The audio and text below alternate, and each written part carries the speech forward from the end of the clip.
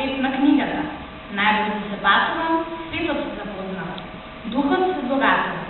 Почнувајќи од црвенката, која дете предсон ја слуша, книгата ја освојува чистата детска душа. Читајќи ја приказната за глупчето мице, забележувам насмевка на детското лице.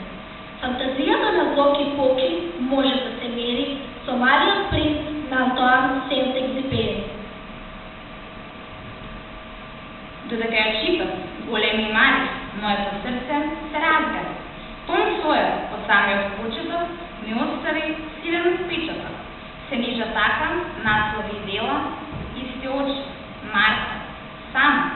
Во последно време сакам да читам и драма. Почнав да читам и авантура, од Жил Верн литература, од Джек Лондон исто така, не ми се остава од рака. За Кузман капи да научат од Сезарот на Прличев. Ги читав пожелтените страници од нашите преродбеници. Следни на моите полици се големите класици, Достоевски, Балтак, Хесер. За мене проблем днеска. Минува време, ни страници, со книгата нема граници. Патувам низ време, во други сфери, книгата не познава бариери.